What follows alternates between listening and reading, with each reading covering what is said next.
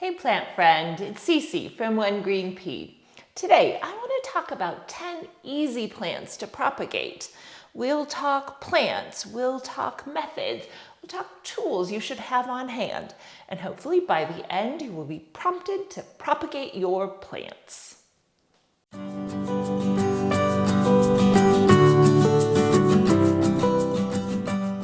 If you've watched any of my videos or follow me on Instagram, you know I love to propagate. It's one of my favorite plant tasks, and I'm literally doing it all the time. I love the idea of creating new plants from my own. I love gifting cuttings to other people. In fact, for this video, I merely gathered the propagates that I have going, and I actually still have more that I didn't bring in today. So it's near and dear to my heart, and I really want to help educate you and help make you more comfortable in the whole process. So let's jump in. The easiest plant, in my opinion, to propagate is the Pothos, the Epipremnum Aureum. I have 3 different propagating Pothos that I brought today. Pop back in there, mister. And they're all at different stages of propagation. So I want to show you what the roots are doing and what it looks like to propagate. Okay, now generally with Pothos, I just do a stem cutting and put it in water. It's the very simplest way. As you can see on this stem, I have little baby roots growing from nodes. So on this stem cutting, I cut it just below a node, but I made sure that there were numerous nodes on that stem that were going to be in the water. That's going to give me my best probability for success. So I'll get multiple roots growing. And this one you can see is very early. I'll show you another one as well. This stem cutting, I took it because I thought the variegation on it was so pretty, and I wanted to see if I could replicate that.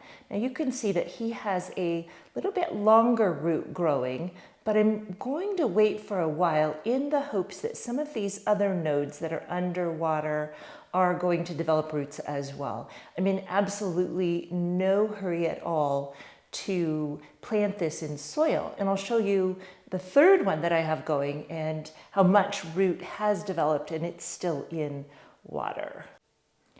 Now this one has a much more extensive root formation, as you can see. It's actually several stems that I put in there together. Now that can be potted up anytime. Those roots are definitely long enough, and you can see off of the main root there are lots of auxiliary little roots growing as well. Another indication that he's ready to go in a pot.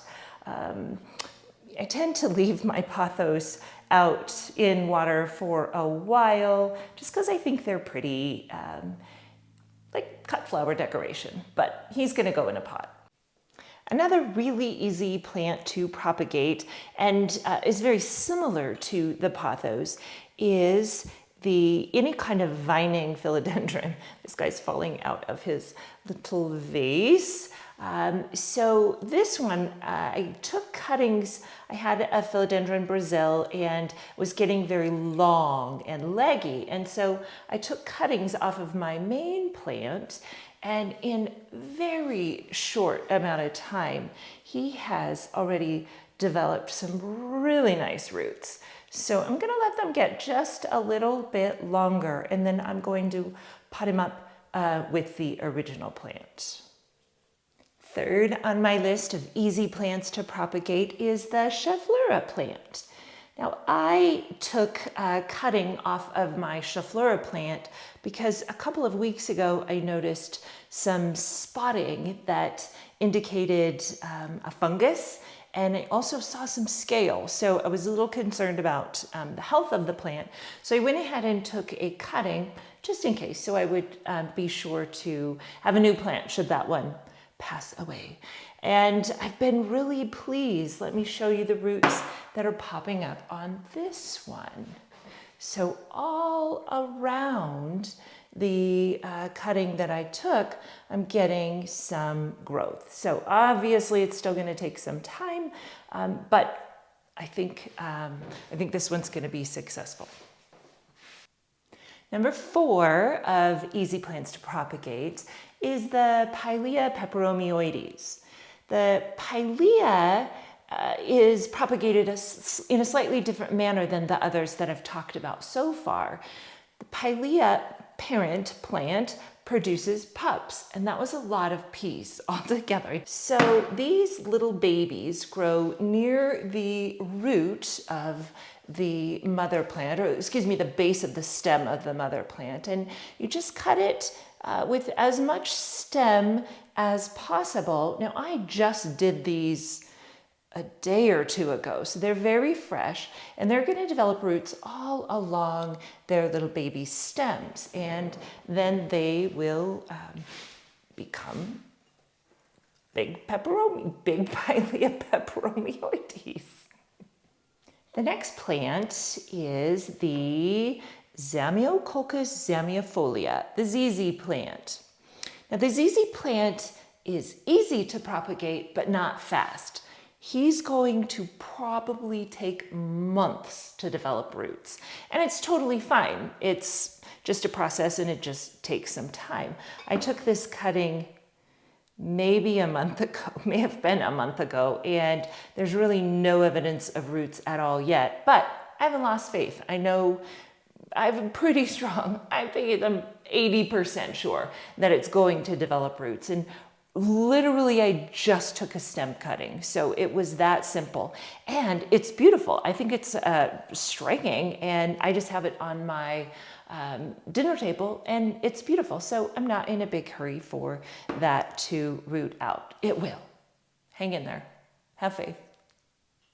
Next easy plant to propagate is the Tradescantia. This little future plant actually came from a tiny piece of a plant that had broken off and fallen on the floor, and I just tried it as an experiment, and it's probably been a month and a half, I would say. Let me show you what's happening on this one. It's pretty interesting. So not only does it have beautiful roots that have developed, but it's even developing little baby leaves as well. And these have all been underwater. So that's been kind of curious to me.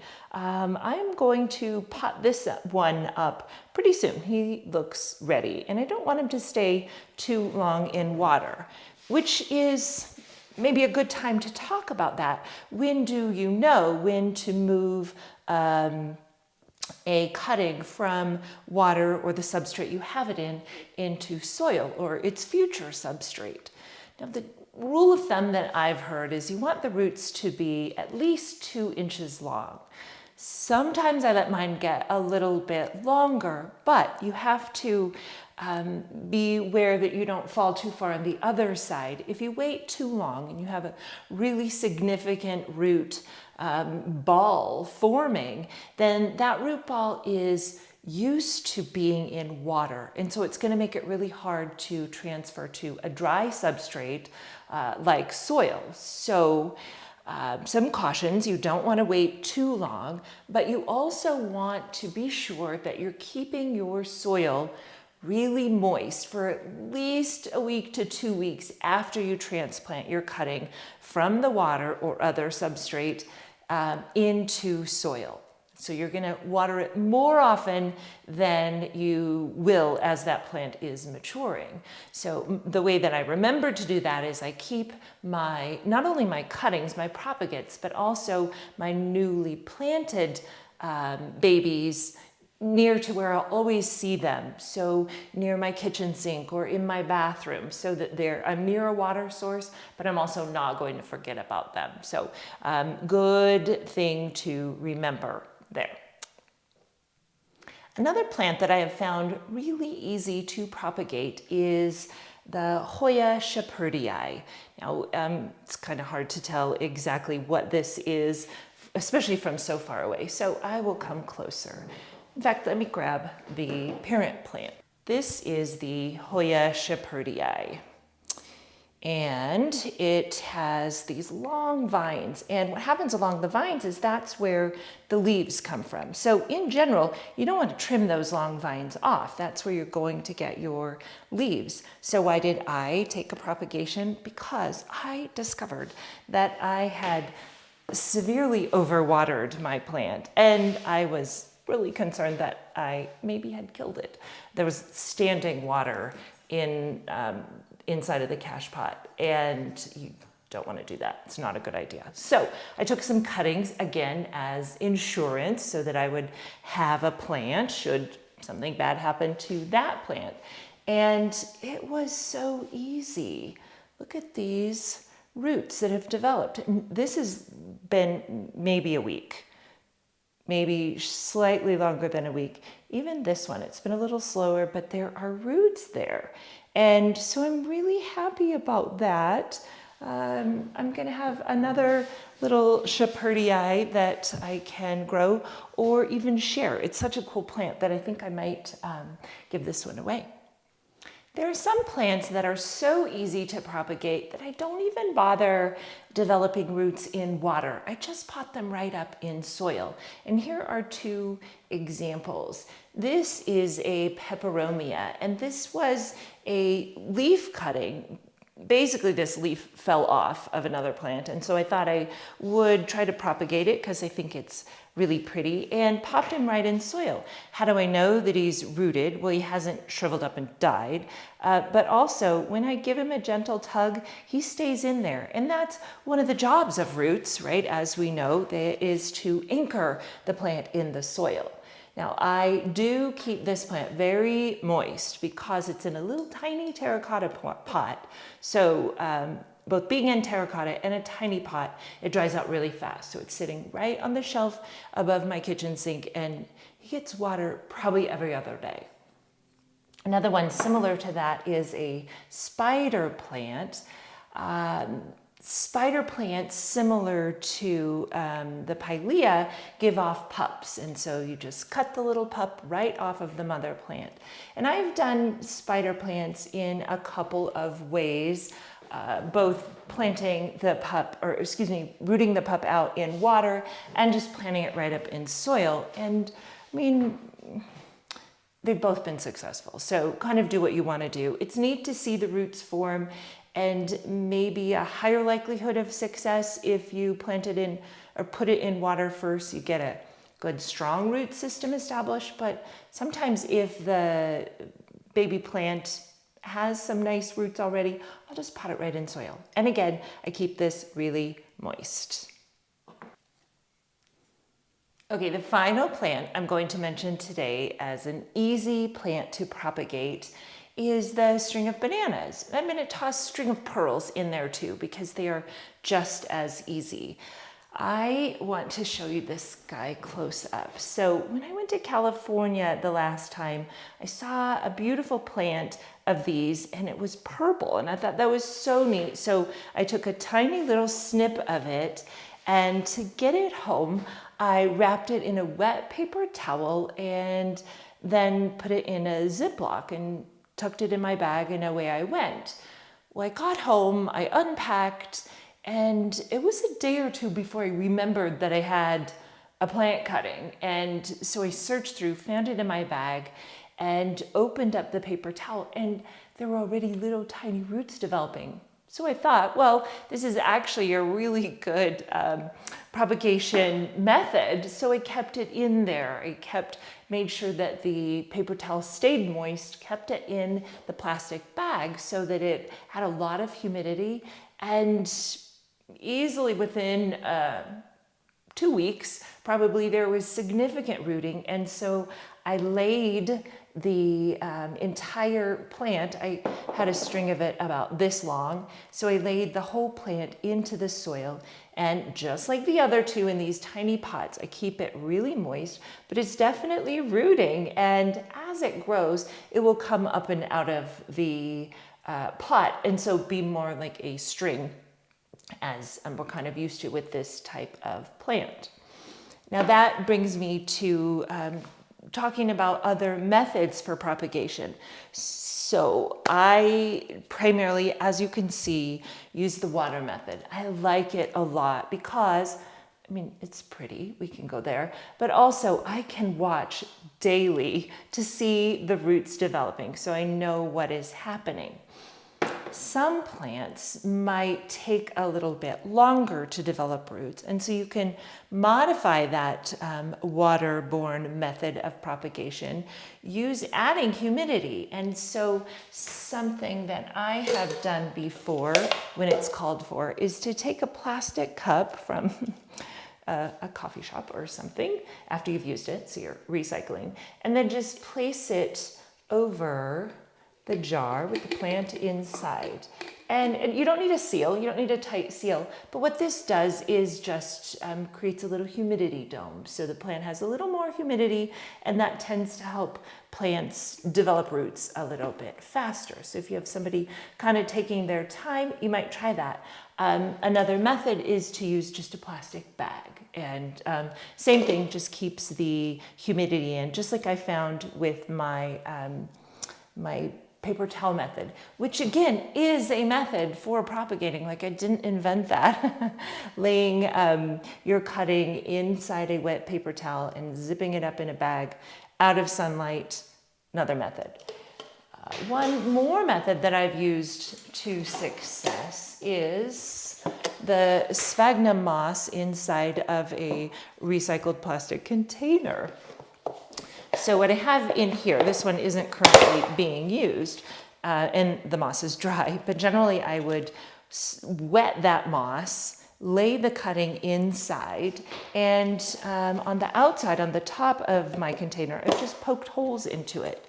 And then I would close it, and now every once in a while, every few days, I like to open the lid up just to be sure there's some air circulation and it doesn't get musty and problems developing. But that is a great method for maintaining high humidity.